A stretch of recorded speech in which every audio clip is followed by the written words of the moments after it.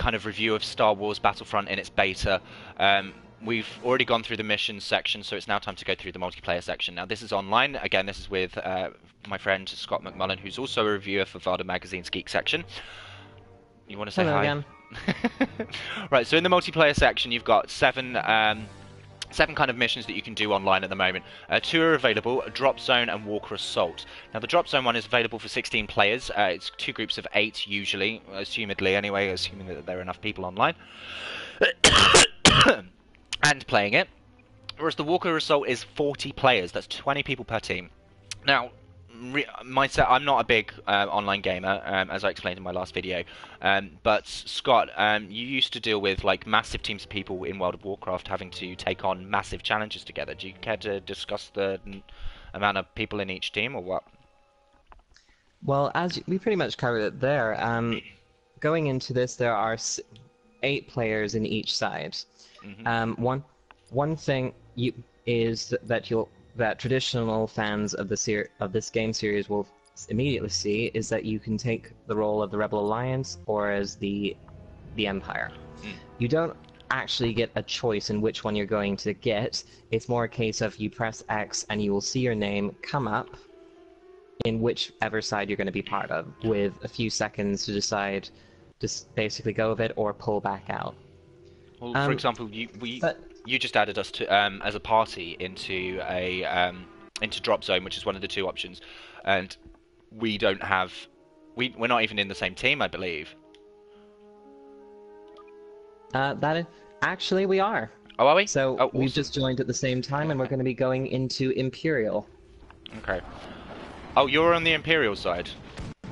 Yes, we both are. I don't think I am, actually. Well, your name came up, so we'll find out. We'll figure it out in a minute. If I shoot you, apologies. Don't worry about it. Now, this is, we're not sure if this is a glitch, but this has happened before, where we've ended up on different games, in different teams. It could just be that this is something that needs to be worked out. So if anyone from EA is actually looking at this, could you possibly look into this? Because the reason that we, for example, Scott and I play together is because we know how we operate as a team.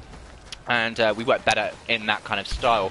And obviously you lose those kind of benefits when you're kind of playing with people that you don't know. So it's just a friendly, hey, could you look into this for us? We'd appreciate it.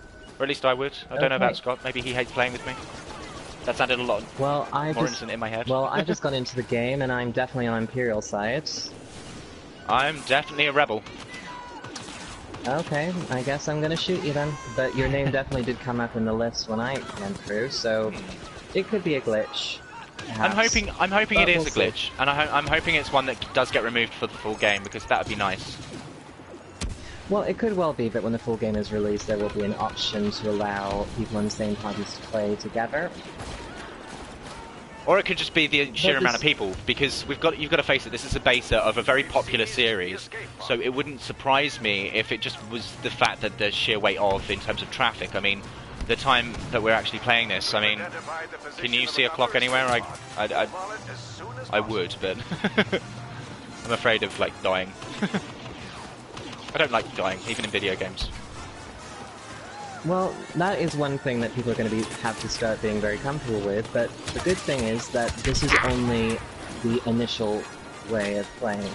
Yeah. After all, as I mentioned briefly in the previous game, whereas in missions you had equipment and skills that you started with, here you pretty much start with nothing. So I'm just cycling through some of the players on my team. It's quite a cool aspect that you can follow around behind certain people's heads of your team before actually respawning. Sorry, if you want to go on. Yeah. Sorry, I completely forgot what I was saying. Anyway, but as I was saying, the way that this game works is that you are charged with going into multiplayer. You start off in the same manner as an RPG at level 1, and the goal is to increase your level by getting a certain number of points by defeating enemies, fulfilling objectives such as with this one, which is claim the plot. Claim the pod. Escape pods. Yeah. Yes. Was if you watched the previous video, then you would have seen that this is something that we had to do as part of one of the missions. So, again, the point back to what I was saying there is that the missions are essentially training for how you will handle yourself in online gaming. And as you can see from the items that I've got in my bottom right hand corner, this is only a very basic level of equipment. Bye, Felicia. This is very, very basic level of equipment that you start off with, but you get more as your rank improves, and etc., etc., etc. But no, the one positive I'll say for the multiplayer is it forces people to basically get used to being killed. Yeah. Which sounds strange, but in a way it's actually quite necessary. In my personal experience, I've seen...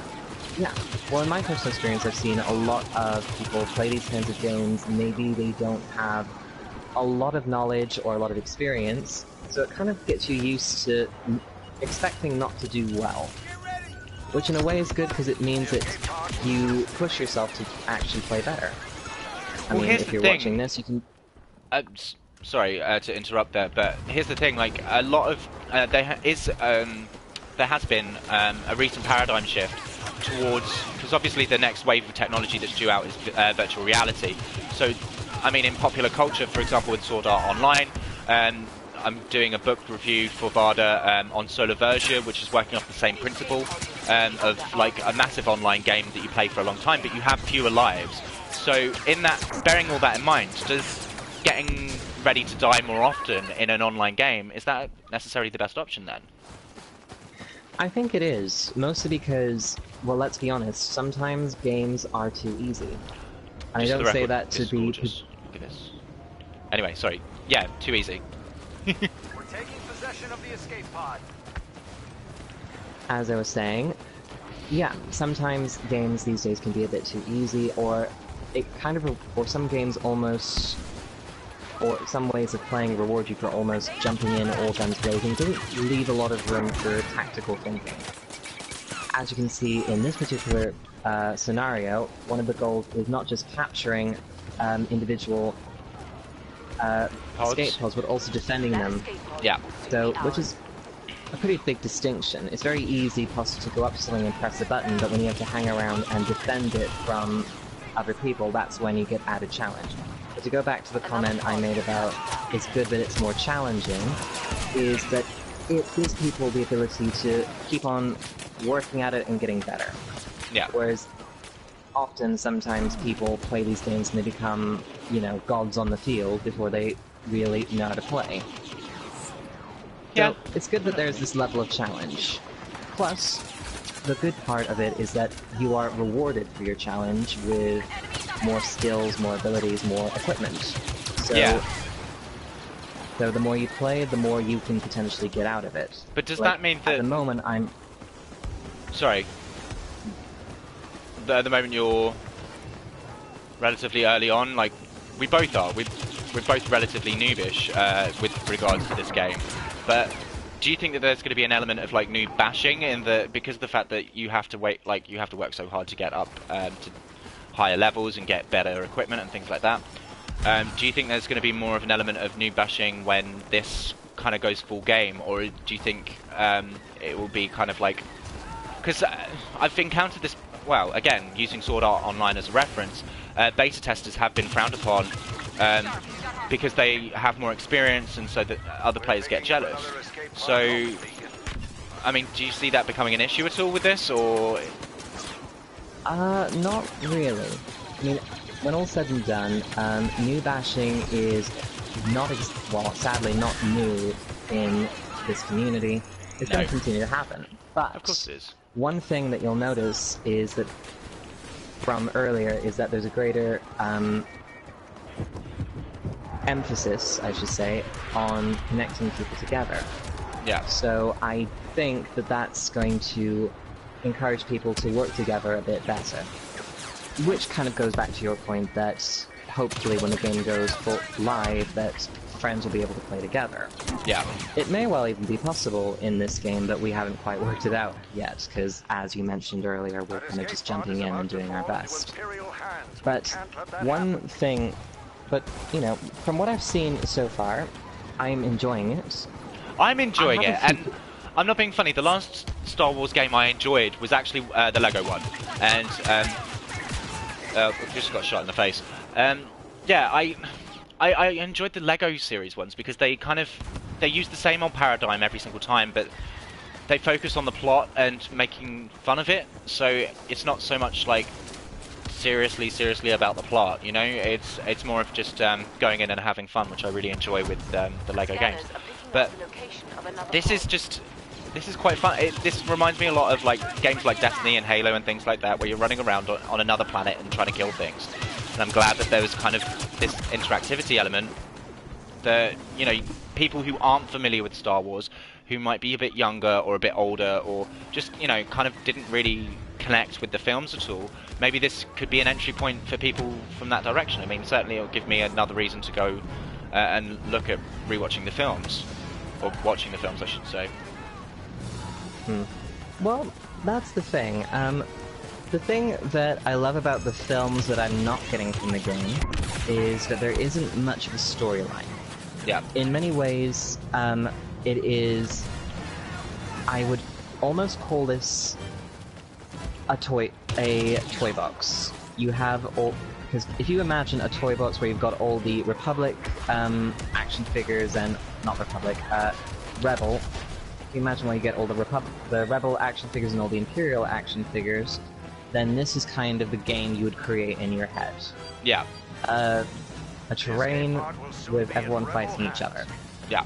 Now, while this is good and it kind of shows a different part of the series, it is a bit... excuse me. It is a bit limiting. Yes, it is. Sorry, I just got killed off for like the umpteenth time. But no. So it'll be immediately familiar to players of the game, or rather, viewers of the franchise. But there is still quite a little bit here that could potentially bring in new players as well.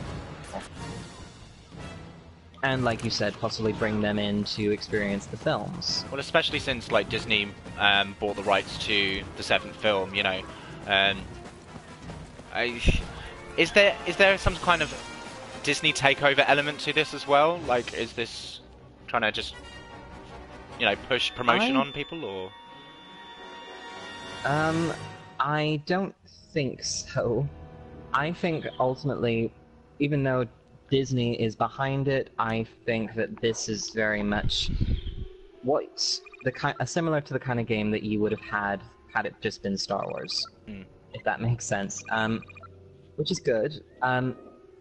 Because the only thing I can sense that Disney might have taken part on is that one thing that modern Disney has been very good at is they're very good at creating memorable experiences, whether it be through film or their attractions. No, that makes sense. So, whereas here, this is very much memorable. Yes. And it's certainly a massive spectacle. Right, I'm just coming out of that now. Just to explain for those who saw on screen, basically when you come out of this environment, you get experience based on like various factors. So you saw that for the little gold stuff that I had appear on screen, that counts as like check boxes off. It's like a trophy style thing. You get loads of experience, and then you go up a rank, and the more higher rank you have, the more stuff that you have access to buy and things like that. Now, this has been the shorter of the two online multiplayer sessions. The longer one, the Walker Assault, we're going to do in a separate video because it's longer. It's going to take longer. So thanks very much for watching. Scott will be back with you shortly, but hopefully we'll see you in the third and last video. Thanks very much.